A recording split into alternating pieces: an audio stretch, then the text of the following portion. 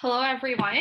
Good morning from Toronto, Canada, and good afternoon and good evening to all of our amazing panelists and to our global audience on Zoom and Facebook Live. Welcome to the second webinar of the Parliament of the World's Religions Next Generation Task Force on the theme Interfaith Perspectives, Multigenerational Perspectives on the 5th anniversary of the Sustainable Development Goals. My name is Kehkashan Basu. I am the founder president of Green Hope Foundation, a United Nations human rights champion, and a member of the Parliament's NextGen task force.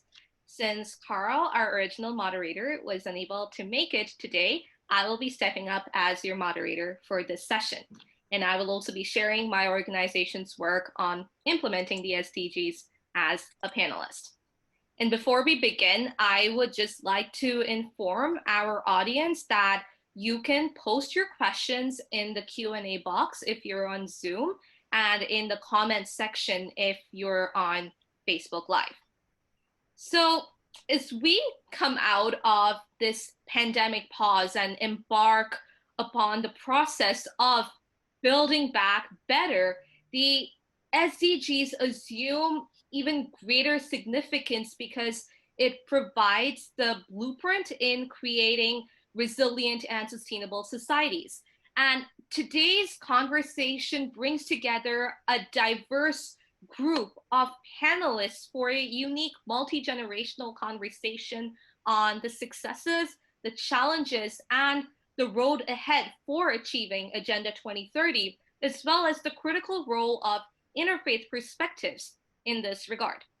So on that note, we shall proceed with our panel discussion. And I will start by sharing my screen.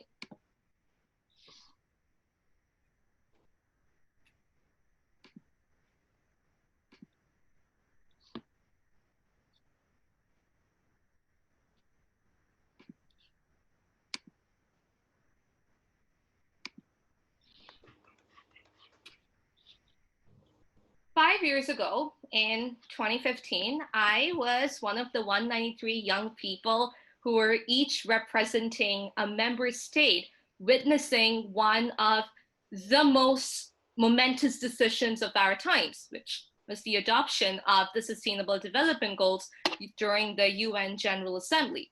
And as a 15-year-old, this is what I had to say.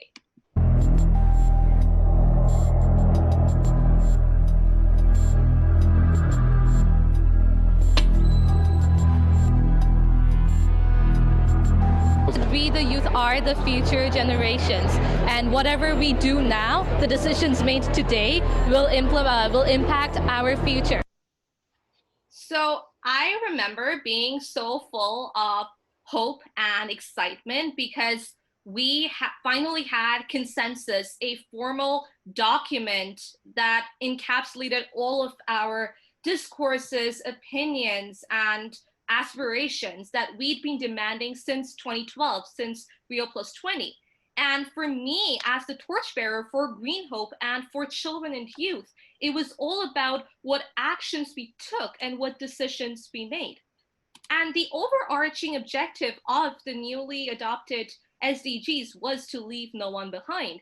And it had to fill out the gaps that the Millennium Development Goals had failed to address. And it just was to ensure that, it facilitated a life of dignity for all.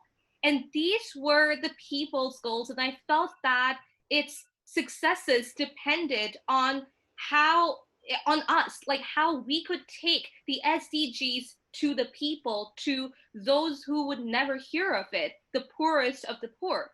And that has been our mantra at Green Hope Foundation, to localize the SDGs, bringing together the 5 Ps of sustainable development. So prosperity of people and our planet through partnerships, thereby creating peaceful, just, inclusive, and resilient societies. And what we realized is that our work that we started in 2012 was directly linked to these goals. So all we had to do now was connect them. 3 months after attending the adoption ceremony of the SDGs, I led the Green Hope Foundation to the Run of Kutch, launching our Ray of Hope project.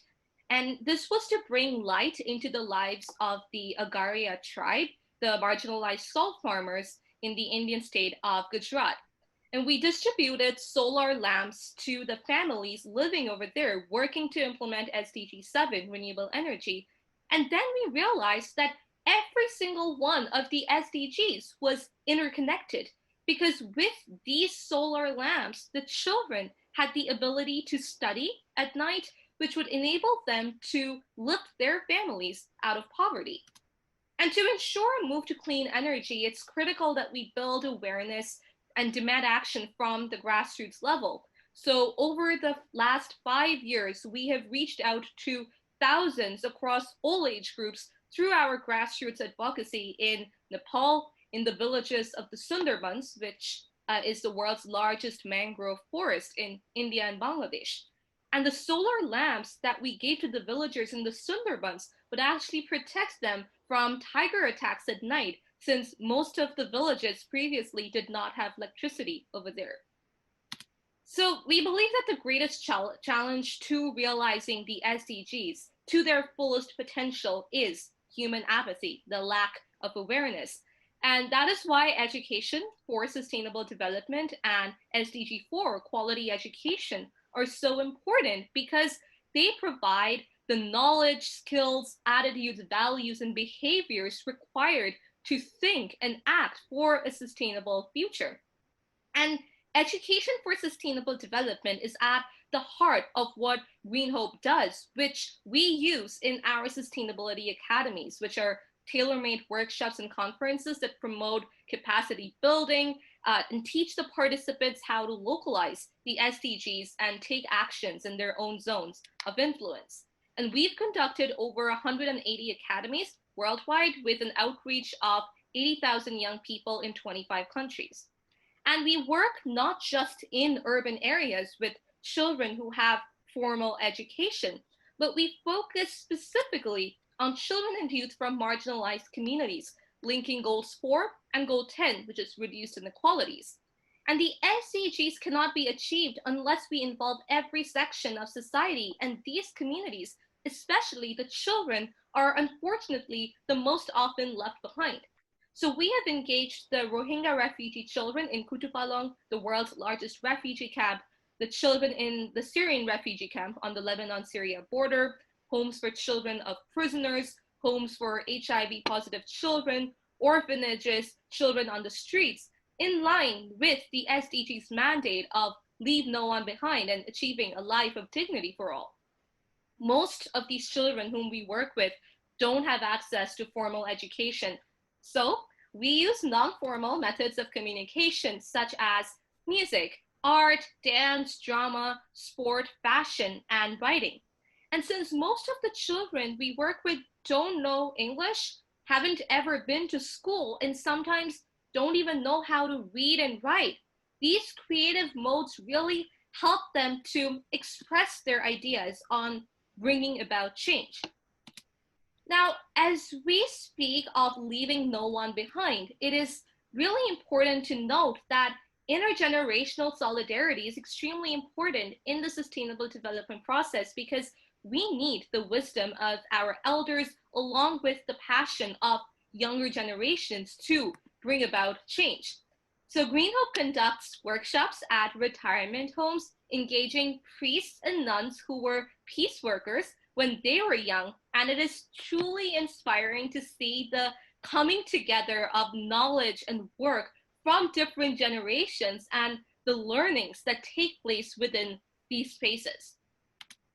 Now, gender equality, goal 5, is an integral part of Green Hope Foundation. You cannot achieve the SDGs if you leave behind one half of humanity.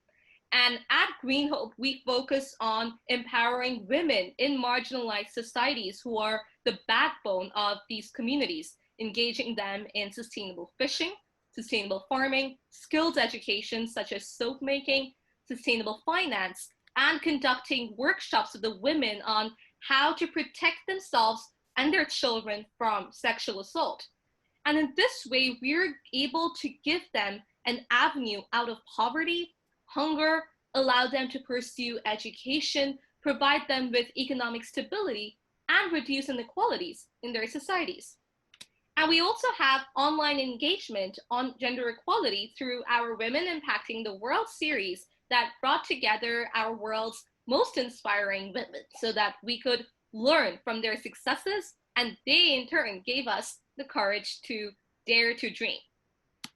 And while talking about these problems are extremely important and the discussions are absolutely crucial, it is extremely important as well to complement that with ground level work. So at Green Hope, we complement our conferences and workshops with ground level work at the grassroots level because we need to take action on the ground for the success of the SDGs.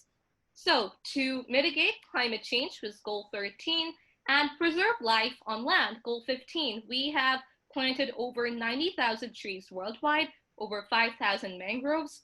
We work on sea and river turtle conservation in line with goal 14, life underwater in different parts of the world.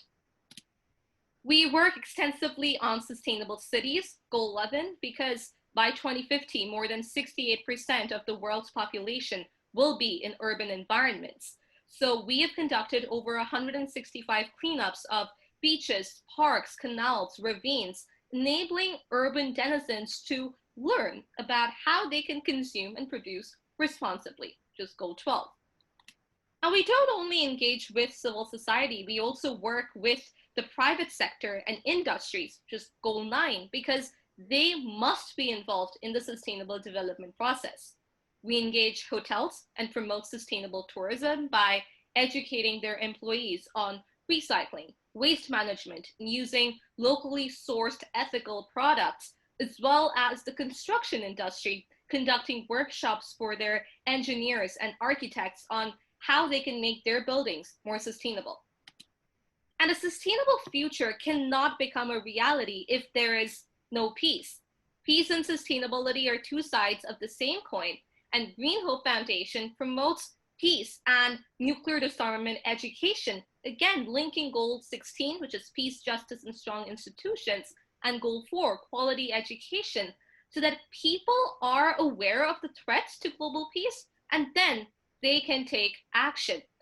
And our advocacy for peace and disarmament ranges from speaking and having our voices heard at high-level forums, including at the United Nations, through video messages, toolkits, and online campaigns. These include our We Want Books, Not Nukes campaign, our peace song, and our international sustainability debate that we can organize during this pandemic to get more children and youth involved in the topic of nuclear disarmament. We use art and music to spread awareness. The topics relating to peace and nuclear disarmament are sometimes difficult for children to understand, but with art and music, we're able to engage them and allow them to comprehend how they can take steps to achieve peace in their own communities. Now, the pandemic has really set the world back on the progress that was made in the past 5 years to achieve the SDGs.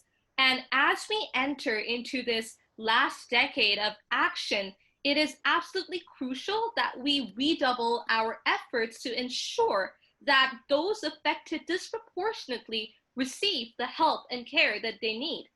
And our work on the pandemic focuses primarily on implementing Goal 3, good health and well-being, and Goal 6, clean water and sanitation. In Bangladesh, Green Hope has been working tirelessly to distribute sanitation kits, including masks, antiseptic soaps, sanitary napkins, sanitizers, provided water filters to communities that don't have clean water, educating children about the environment, hygiene, protection from violence, and planting indigenous trees for peace and climate justice with the people of the villages so that they have food to eat, shade, and can benefit from the medicinal properties of the trees. One of the most important goals is obviously partnerships, goal 17, because we all need to work together to achieve the SDGs. And Green Hope Foundation is partnered with Wangari Maathai's Green Belt Movement, the World Bank's Climate Change Initiative Connect for Climate, the Vice Education Board, the Toronto District School Board, the Youth Parliament of Suriname, and has a club at the University of Toronto.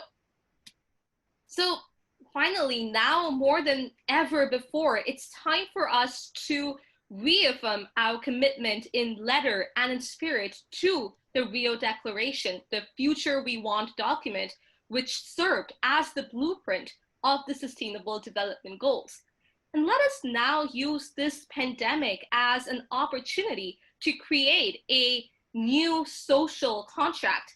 And multilateralism really is the way forward. And the success of the SDGs depends on each and every one of us, and we cannot allow the pandemic to slow us down. So we need to build back better and stronger so that we can fulfill the SDGs mandate of leaving no one behind and ensuring a life of dignity for all. So thank you very much. And on that note, I'd like to invite our next panelist, Professor Dr. Azakuram, Secretary General of Religions for Peace International. Dr. Karam, you have the floor. Thank you very much, Ms. Basu, and allow me to begin by, of course, showing deep appreciation to yourself and Ms. Audrey Kitagawa and the Parliament of World Religions for the opportunity to be here. I have learned so much from you, Ms. Basu. I am so impressed with the range and the depth and the amount, the quantity and the quality of the work you have just described. I have absolutely no idea how you've managed to do all this in such a short period of time, but I am deeply impressed, and I truly wish you the best as you continue to do this incredible work that you're doing. And thank you for the opportunity to have learned about it today. I think, to be very honest with you, and I'm not complimenting, but I'm actually saying something deeply from my heart. With people like you doing this kind of work, I believe we're all going to be just fine, God willing. We really are, because I think it takes a remarkable amount of dedication, commitment, enthusiasm, and belief, all of which you clearly show, in addition to the tremendously hard work that you're very obviously doing. So it gives me hope, so to speak, but it's not as if the world was completely hopeless. It's just that it gives me added hope. Let's put it that way. I think one of the things that's important for us to reflect on, based very much on what you've been saying and showing, is the sustainability and the resilience, especially given what we're all confronting today as a global pandemic. I very much appreciated you saying, when we can get over this pandemic, there's also A, B, C, D. And I realized that even that vista, that ability to see beyond the here and now, which is a feature, I think, of being young, to be honest. It's the grace of youth, which we all need deeply, because maybe I'm wrong, but I think the older some of us get, the more entrenched we are in the here and now, the more the immediate becomes the thing that influences most. And what I've learned from listening to you today is that, in a way, being able to see beyond the here and now is a very critical part of the sustainability and of the resilience building. So it's that being able to have hope, but also strategic foresight. And this is something that you've very clearly outlined in so much of what you are sharing that you are doing. So strategic foresight, that is quintessential to sustainability and resilience building. But the other thing that struck me is something that we are indeed lacking, because our tendency as human beings, as governments, as a global community, is to silo, categorize the different issues. And one of the things also that struck me about your presentation was how you were so seamlessly working between all these. This is SDG 4, this is SDG 5, this is SDG 10, 12, and 11. And what you were showing in the way you were dealing with so many of these issues is actually there's a remark, which is what the whole point of the Sustainable Development Goals framework is, and is the quintessential need for sustainability, is that you actually don't silo, you don't break apart, you don't categorize, but you treat, as we speak in medical terms, holistically.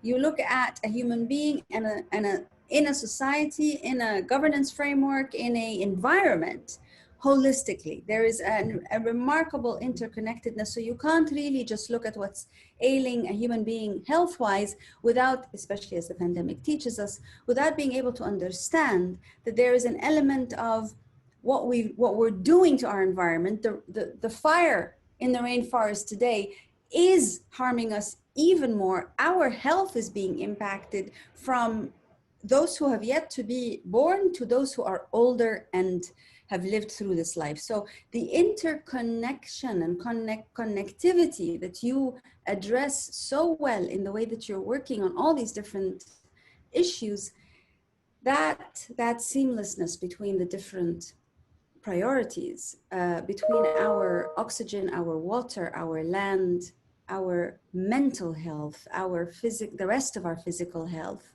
our reproductive health, our ability to hold our governments accountable, which is our political and civic health.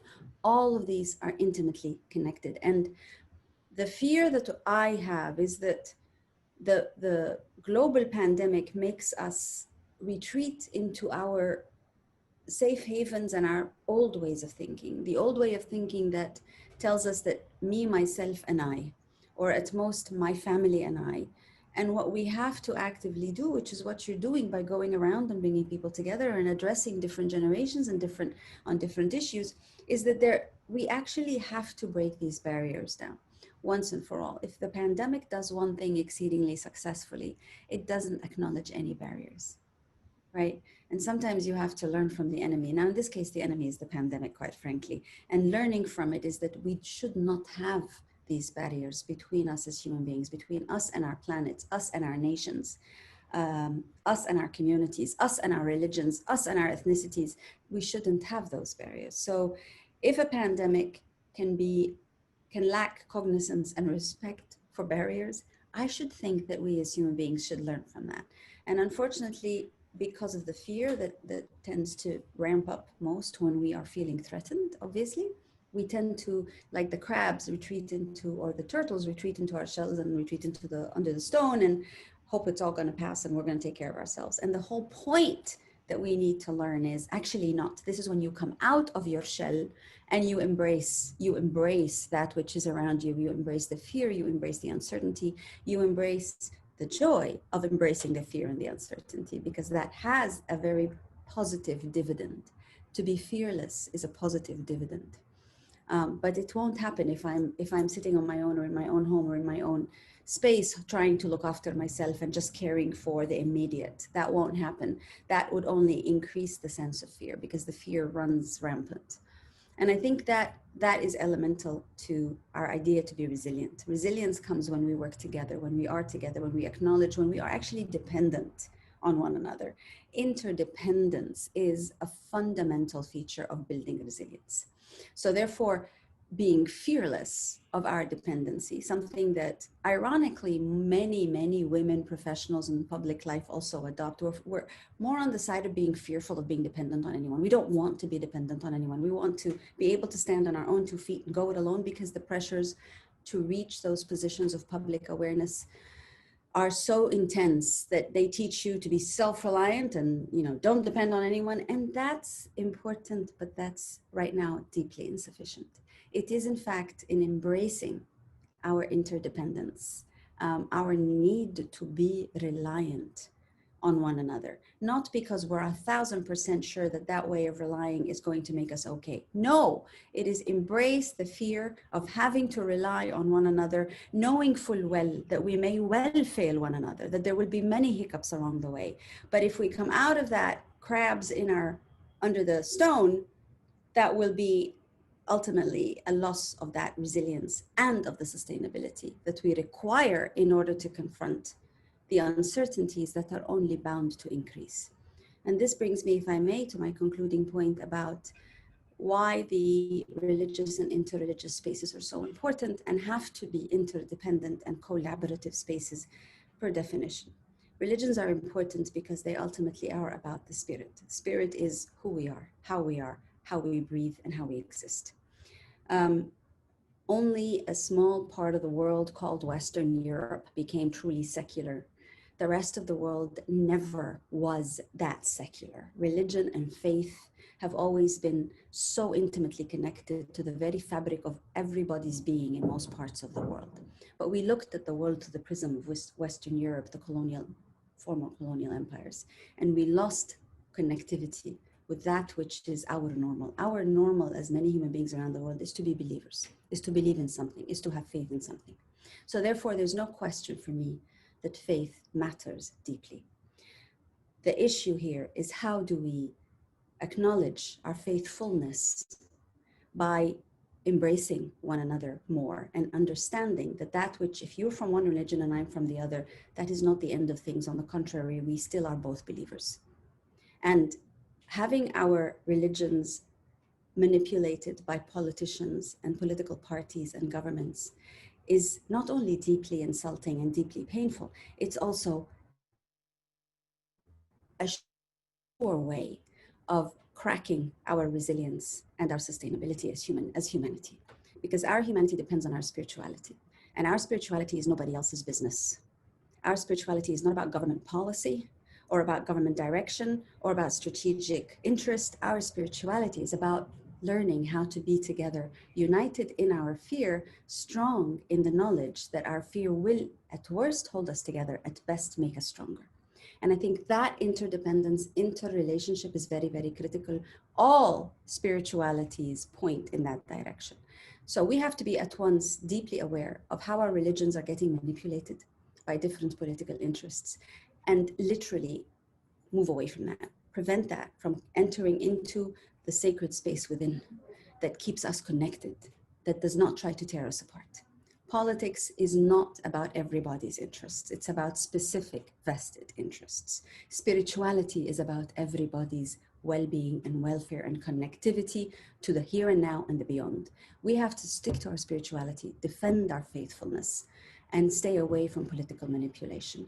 But we can do that best when we work together across our faith traditions. As Muslim, Christian, Hindu, Jew, Buddhist, Jain, non-believer, the belief in faith is what should keep us together. We need to be alert to political manipulation. We need to embrace our fear, because therein lies our resilience. And we need to make sure that we don't see our religions as differences between us, but as the spiritual space that can make us stronger with our planet. Thank you. Thank you so much, Dr. Karam. And yes, you're right.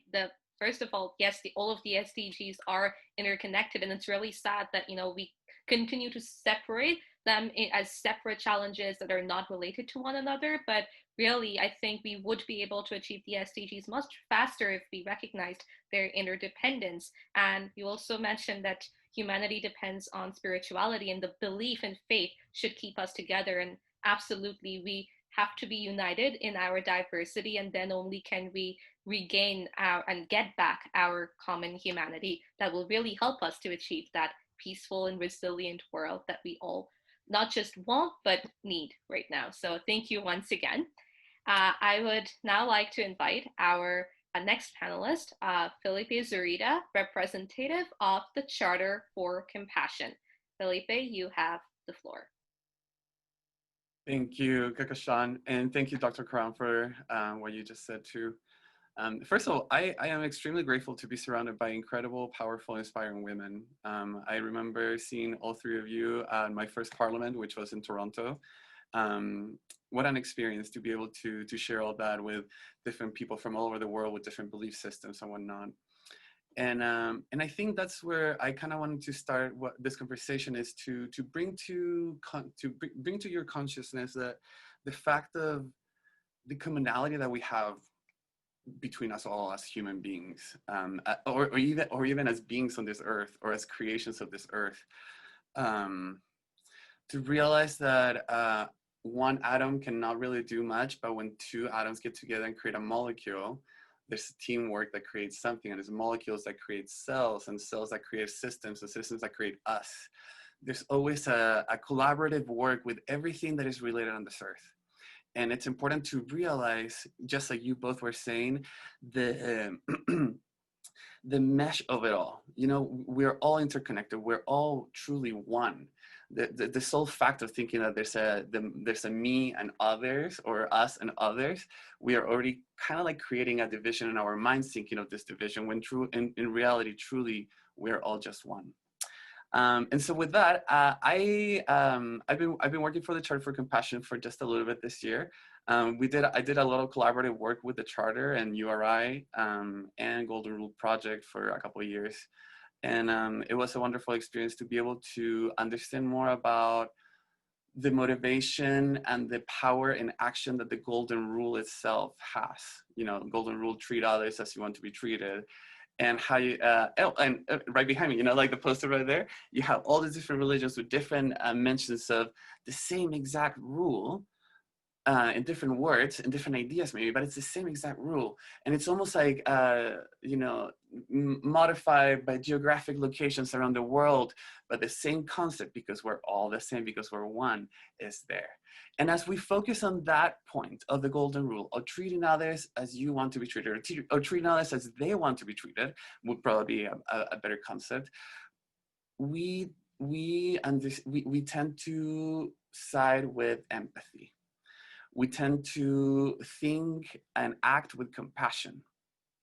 And so I wanted to really quickly just tell everyone about, just mention all the SDGs, the Sustainable Development Goals by the UN, just so that we can have an idea of what are these goals. Because it's so, for us that are involved in this and we're working all the time around this, we know, oh yeah, 1, 10, 11, 14, for sure. But I think it's important for everyone to understand what the point of all these goals are. And so number 1, no poverty. Number 2, zero hunger. Number 3, good health and well-being. Number 4, quality education. Number 5, gender equality. Number 6, clean water and sanitation. Number 7, affordable and clean energy. Number 8, decent work and economic growth. Number 9, industry, innovation, and infrastructure. Number 10, reduce inequalities. 11, sustainable cities and communities. Number 12, responsible consumption and production. Number 13, climate action. 14, life below water. 15, life on land. 16, peace, justice, and strong institutions. And number 17, partnership for goals.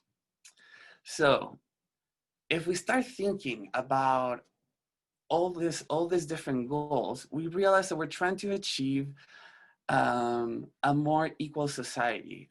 We're trying to achieve eliminating marginalized communities. We're trying to achieve eliminating the inequality that comes for being a minority or for being different from the norm of the area that you live in or the area that you're relating with. And so I think that most people and most organizations that focus on accomplishing the Sustainable Development Goals have to be inspired somehow by compassion, by empathy, by the Golden Rule. And most, if you even go a little bit farther out, we probably all have been at some point or another victims of that. We probably have been marginalized at some point or another, or we have experienced not as much compassion as we probably thought that we were going to receive. And so that, in a way, it helps us and pushes us and motivates us to be intersectional activists, intersectional people that realize that all these goals are all together, and that each one of us can, by working on one goal, can inspire to help other goals. And it's not just like, oh, we're gonna help with number 3, but as number 3 goes up, 17, 15, and 8, and 7, they all go up because they're all connected. We're all intersectional. And I think that's important to realize, that even though our work might be different, even though our settings might be a little bit different, the work that we're doing is all going towards all these goals. And so what an incredible net to be able to guide ourselves in what this compassionate movement of this movement of peace and equality is. And so at the Charter for Compassion, we have just like your presentation, Kehkashan, we have also in different sections of our website, we show like the different goals that we are trying to accomplish with the different sectors that we have. The Charter has about 12 different sectors that focus on education, health, sustainable development, and all that. And doing the research myself, looking through the website, we cover all the sustainable development goals except for number 2, which is no hunger. But if you really think about it, well, once we help with no poverty or more education or infrastructure, that also goes up. So once again, the interconnectedness of it all. I think that one of the most crucial parts for us to achieve the goals, and to achieve the sustainable goals by 2030, is to have a change of consciousness, is to realize that we can make it, that we are all connected, and that we can all work together towards this. And so with the Charter, we have education programs that helps people to, change their mindset to have a more compassionate mindset. Last year, we had 12 different courses that were available online for people to learn about different, so compassion, environment, health, and then we also were able to connect. And that's one of the other things that is so powerful about the Charter for Compassion is that the goal number 17, which is creating all this connection so that we can work together. We are happy to say that we have created a big network around the world that is inspired by the golden rule: treat others as you want to be treated, and realizing how can that help our communities to achieve greater equality. And so another of the programs that the Charter does is compassionate cities and communities. And we have a bunch of different cities around the world that, as they follow this sort of track that the Charter provides for the cities, for the governing bodies of the cities, like city council and mayors and all those different people, it's so easy to say like, oh, I think we need this in our community and we should do this. But have you personally been affected with that issue, or are you just offering solutions because that's what you think is best? And so with the training of compassion, with the training of the golden rule, a lawmaker, a city councilman, or a mayor would be able to, instead of just finding the problem and applying a solution that they think might be best, they would put themselves in the shoes of the person that they want to help, on the community that they want to help. So in this case, single mother needs to work, but needs childcare. And so if I am thinking as a cis male that I am, I probably would not be able to understand a lot of the issues or problems or things that she's going through. And so how could I, with this such inexperienced capacity, be able to provide a solution to that? I can't. I need to put myself in the shoes of that person. I need to listen to that person. I need to invite them to the conversation and put them on the table with me so that I can hear their own experience and then see how can we together collectively address that issue. Compassion, the golden rule, motivates us to evolve the way that we are governing our cities and our communities so that we can all be part of the discussion, so we can all be heard. And what an incredible thing for us to give power to those marginalized communities that are not being heard. It's extremely important to realize that privilege is real and that it's not, it's not a bad thing to have privilege, right? The greatest thing about privilege is to use it to benefit those that don't have it. And I think the Sustainable Development Goals helps us to understand that, yes, I might not be hungry, so that goal might not be for me, but because I am interconnected with the world, I know that it's important.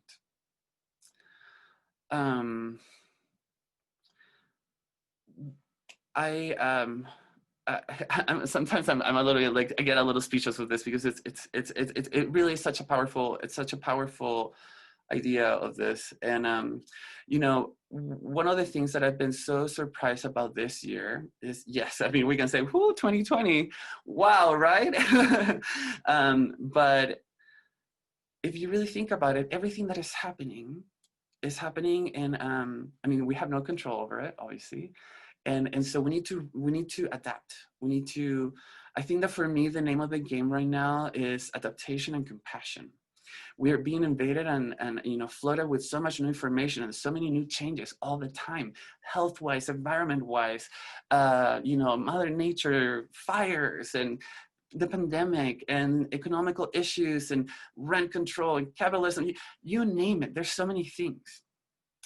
But I think that as we are, going through the pandemic and the lockdown and everything, I think we all had a lot of free time, or not as much, but like, a lot of time for ourselves to start thinking about things. And I truly feel that, all these political movements and social movements like Black Lives Matter and gender equality and, trans rights and whatnot, this time has allowed us to think more of those things. And for our different organizations in the different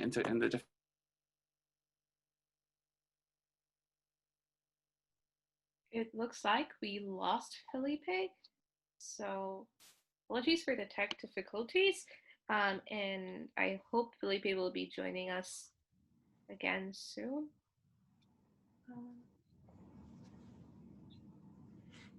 Okay, it looks like Felipe is just disappeared from this call right now, but he is back. Oh, sorry about that. I don't know what happened. My computer just went weird like that.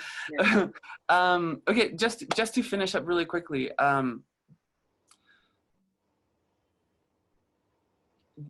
I feel like there's this energy. There's this crazy amount of energy that is.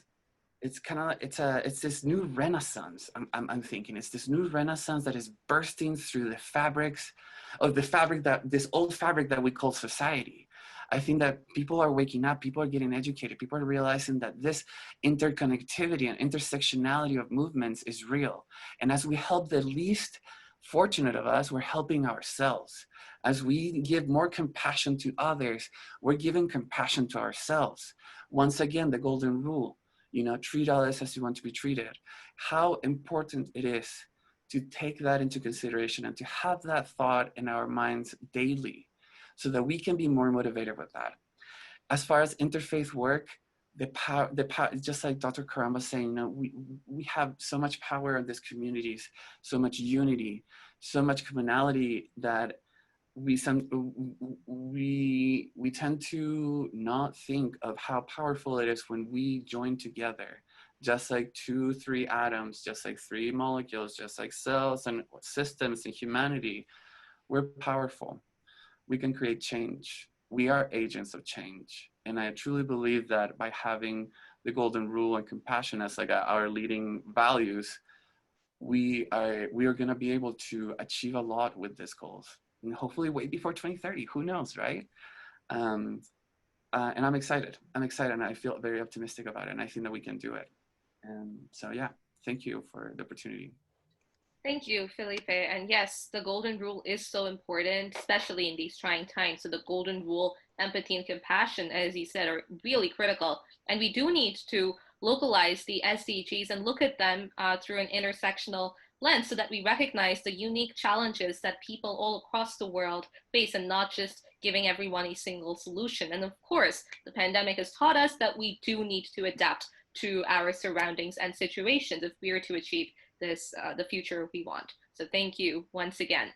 I would now like to invite our next speaker, Madam Audrey Kitagawa, Chair of the Parliament of the World's Religions. Madam Kitagawa, you have the floor. Good morning, everyone. And it's such a privilege to be on this panel of the Interfaith Perspectives on the 5th anniversary of the Sustainable Development Goals. And it's wonderful to hear that each one of our panelists this morning have all been together at the Parliament's international convenings.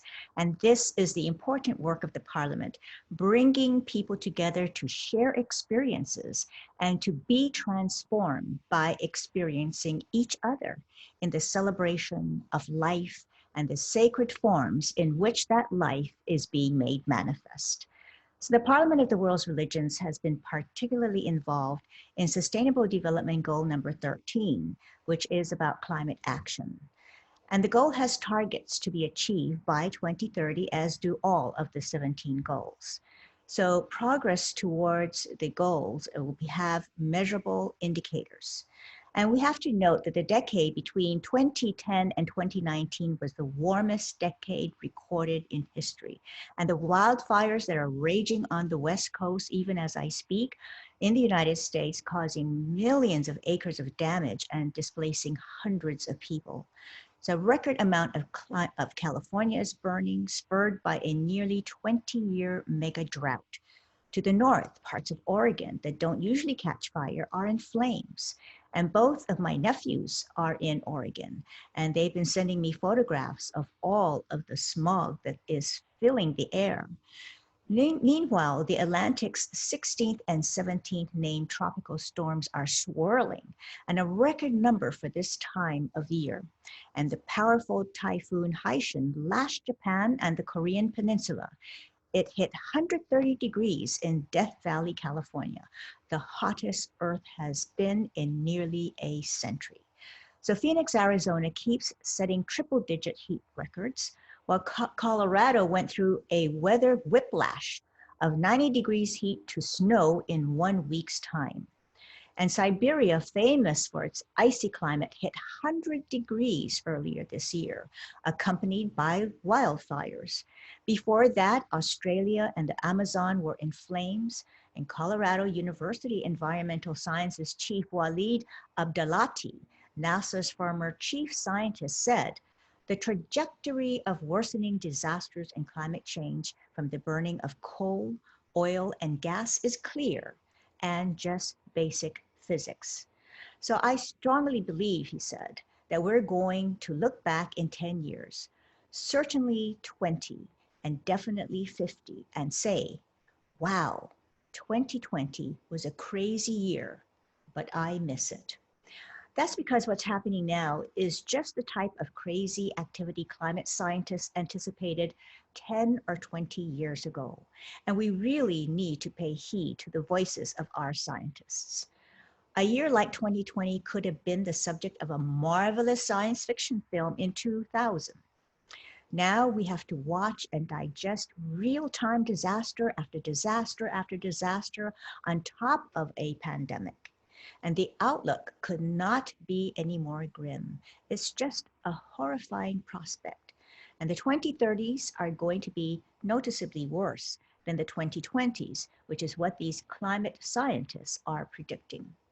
And University of Michigan Environment Dean Jonathan Overpeck, a climate scientist, said, in 30 years, because of the climate change already baked into the atmosphere, we're pretty much guaranteed that we'll have double what we have now. So we can expect stronger winds, more drought, more heavy downpours, and floods. If we do not correct our course of action, then the loss of our biodiversity will cause a tipping point of mass extinction that will also spell the extinction of human beings. So the window of opportunity to make a course correction has narrowed to 15 years, which is right around the corner. And even the current pandemic, which we are experiencing, is attributable to the animal to human pathogenic transfers, which are increasing because of human destruction and incursion into the forests and the mismanagement of our environment. Currently, climate change is affecting the global community in each country in the world, and its impact affects not only national economies, but also lives and livelihoods, especially for those in vulnerable conditions.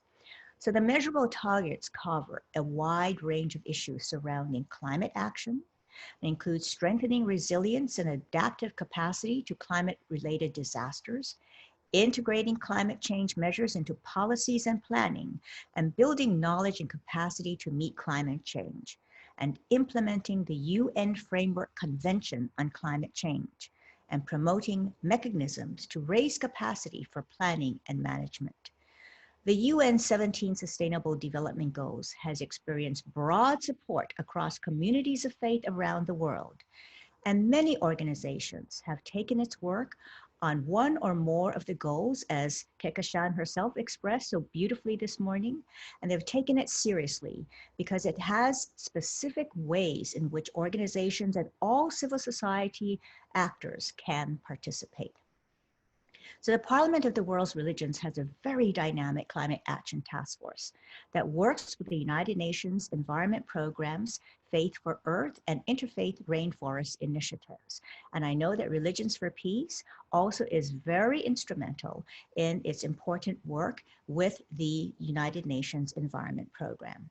And this is a clear signal that this leading, guiding international organization is seeing the benefit of communities of faith becoming mobilized to help with the achievement of these goals.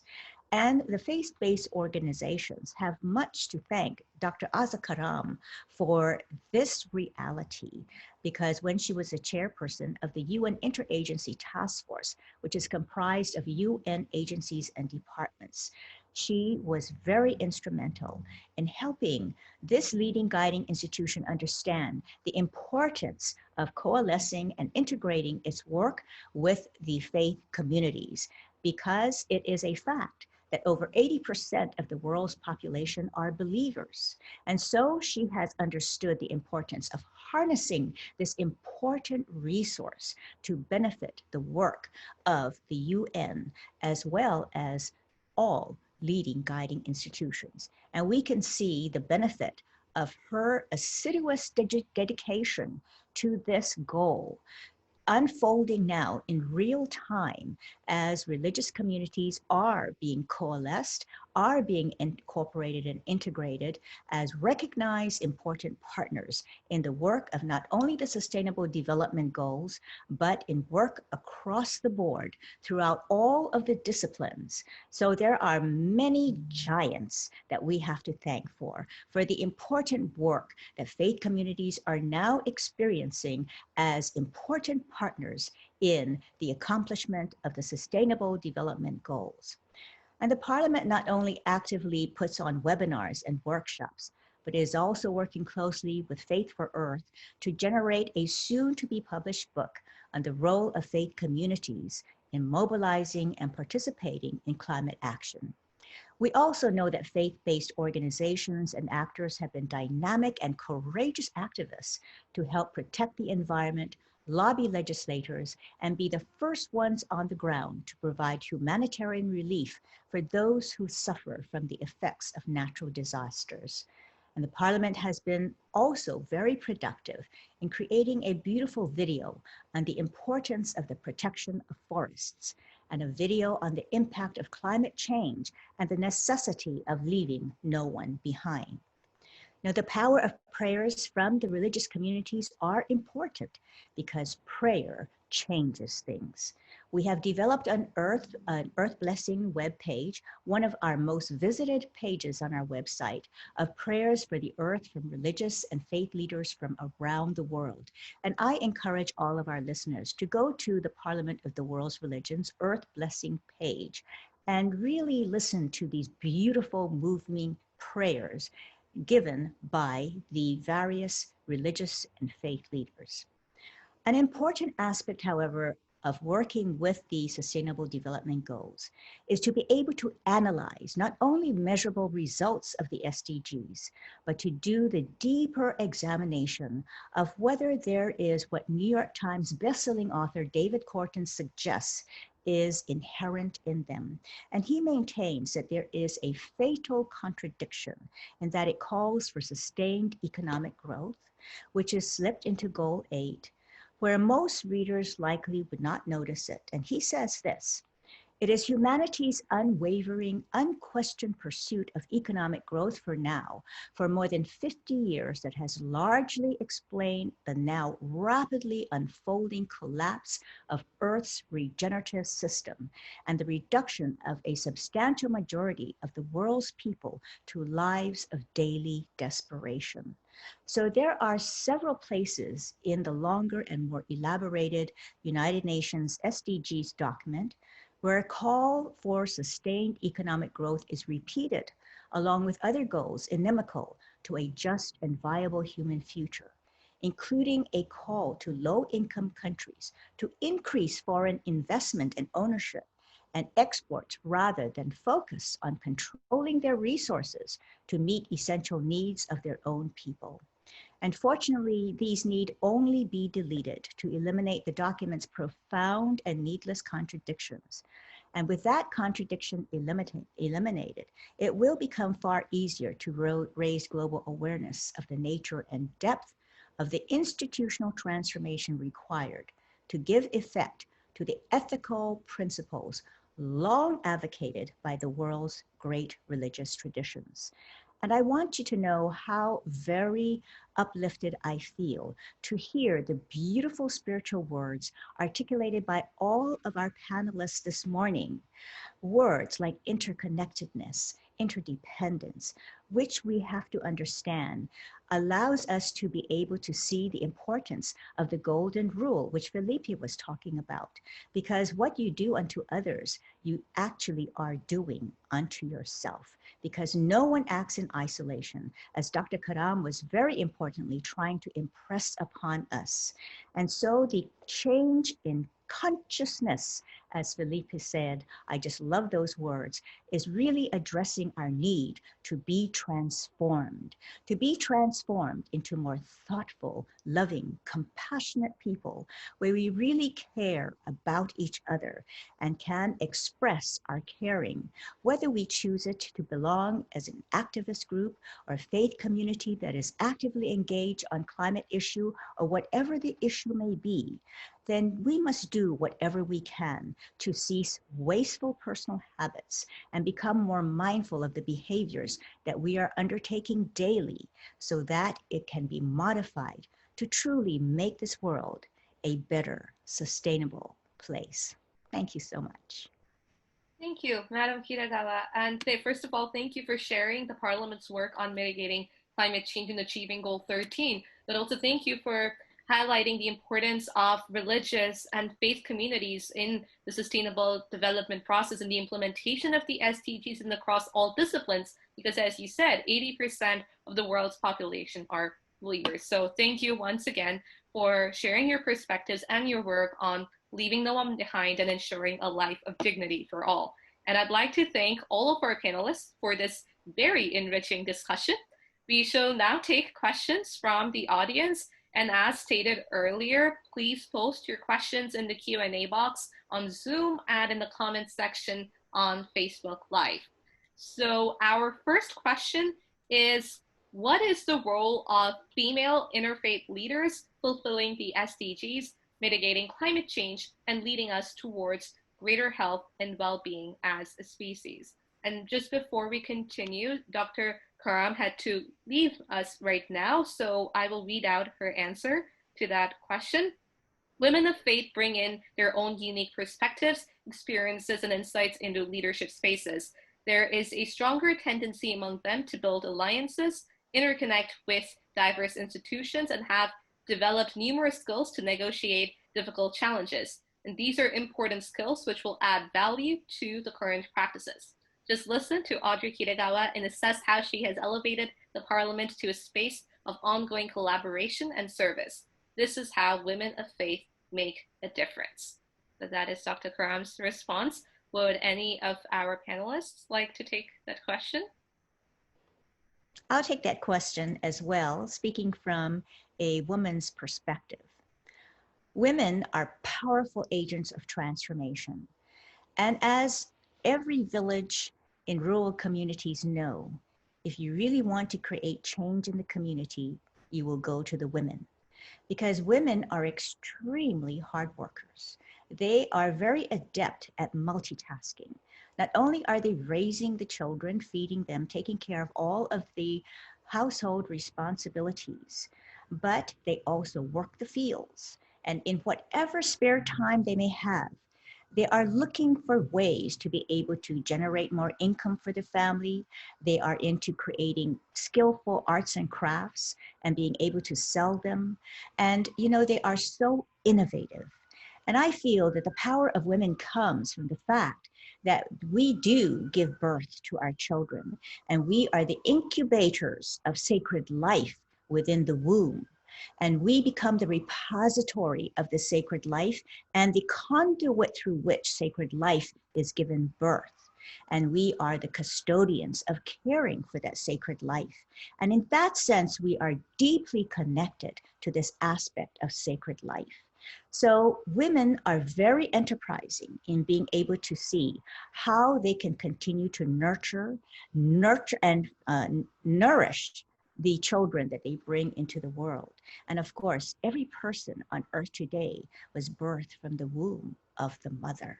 So women have a very important role to play in not only giving forth the life force, but to being able to care for it. So this is why it's very important that women be incorporated into all processes, not only environmental, not only in all of the 17 Sustainable Development Goals, but in all peace processes, political processes, because truly, if we want to see efficacious transformation in the world, we must recognize the power of women.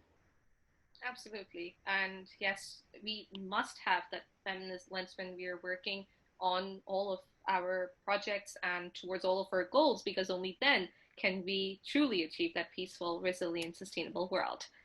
Felipe, do you have any comment? Or not for the... I mean, honestly, it's exactly what Dr. Kitagawa said. It's women are our matriarchs, you know, they're the nurturers of society. And if we really see and think about it, most of the big important movements that have sparked and create changes and motion into these different social issues have been started and led by women. So 100% agree with that. Mm-hmm. Awesome. Thank you so much. I think we have time for one more question. So this question comes from here. Okay, so climate scientists have assessed that a small-scale nuclear war modeled in a nuclear conflict between India and Pakistan using 100 Hiroshima-sized bombs would kill tens of thousands from immediate effects, but also put 2 billion people at risk of starvation due to the global cooling that would occur over the following 10 years. How can we make the urgent need to eliminate nuclear weapons a priority among government leaders when we talk about other existential threats like climate change? So I could take a little bit of this. I don't know if you are, Daniel, thank you for the question. I don't know if you know a little bit about URI, United Religions Initiative. It's another great organization that does interfaith work around the world. They, after the 75th anniversary of the Hiroshima and Nagasaki bombings, they created a new website, which is also like a little hub for people to gather about this topic and how can you create changes. The website is voices-uri.org. I just posted it on the typed answers. I don't know if it's showing, but you can get involved there and see about how the interfaith world is trying to challenge the idea of nuclear weapons and how can we be useful in that movement. Thank so just you. like that, little, tools for you to use. Thank you so much. And I'd like to do a follow-up to what Felipe said, because as you know, Kehkashan, having been on that Voices weekly call, as we were preparing for this incorporation and integration of so many different constituencies on this very nuclear issue. And we were very dedicated about meeting once a week. And ultimately, a beautiful video was created in commemoration of the 75th anniversary of Hiroshima and Nagasaki and the horrible devastation that these people experienced from the bombings. So this video has actually turned out to be quite a historic video. And there is now a collaborative movement taking place to be able to have this video widely disseminated and in many very important arenas. There was a world premiere of this video in August on the 75th anniversary of the bombing of Hiroshima. And it is very well worth watching because that video had two giants of history, Mikhail Gorbachev, the former president of the USSR, and former Secretary of State George Shultz. And they gave very powerful discourse on their experience at the Iceland summit. And basically what they indicated was that that was an opportunity in time when they actually got to see the promised land and try to make commitments for the elimination of nuclear weapons. And of course, the United States and Russia have the most nuclear arsenal. And they came very, very close, but they were not able to quite succeed. And one of the important aspects of this video is the voices of interfaith organizations and religious and faith communities to create that pivotal point of transformation and bringing in the communities of faith to be able to push us towards that promised land and hopefully make it a reality. Because religious and spiritual communities are the moral and ethical voice of the majority of the Earth's people. And we have to understand that this existential threat is also one of the biggest climate threats, because if ever these powerful nuclear weapons are detonated and, in retaliatory, actions or in any fashion whatsoever, including their testing, that it is creating such degradation to the environment, and it takes thousands of years to recover from it. So we really need to work together to be able to come together and work towards the abolition of nuclear weapons. Absolutely, I completely agree with that. And on that note, I apologize for not being able to take any more questions, but we will be able to get back to you with the answers offline. And I'd like to thank our panelists for those amazing answers. And I will now give the floor to Miriam from the Parliament, who will talk to us about the way forward. Miriam, you have the floor. I apologize for going a little long. I just wanted to share a short invitation from our Climate Commitments Project, who will be hosting a webinar on the Sustainable Development Goals on Monday, September 21st at 10 a.m. and at 7 p.m. Central. I invite you to visit the Parliament Facebook page for all the event details. And then, of course, excuse me, I invite you to join us on October 15th for the next webinar in this series. Thank you. Thank you so much, Miriam. And I'd just like to thank all of our panelists and our participants for such an inspirational discussion. And we're really going through such unprecedented times, facing challenges that have not been encountered in living memory. And we do not have immediate solutions to many of these problems. And the only way forward for that is through collaboration and dialogue. But what we do know is that we have agreed upon the SDGs that provide the most comprehensive pathway to achieving these goals and addressing these issues. And in multiple reports, the UN Interagency Task Force has highlighted the importance of advocacy, of capacity building, and knowledge management for the successful implementation of the SDGs. And faith-based organizations, actors, and interfaith activities, as was stated in this panel, play an absolutely critical role in this regard. And the ultimate goal for Agenda 2030 is to create a life of dignity for all. And today's discussion highlighted how interfaith dialogue provides that cross-disciplinary reflection on the deep and mutually enriching connections between religious and human rights, helping to foster the development of peaceful societies which uphold human dignity and equality for all, and where diversity is not just tolerated, but fully accepted and celebrated. So let us continue this dialogue and use our collaborative strengths to achieve Agenda 2030 and thereby the SDGs. So please stay safe, stay connected, and take all precautions because the pandemic is not yet over. Till we meet again, thank you so much and have a wonderful day. Thank you, everyone. Thank you. Bye. Bye-bye.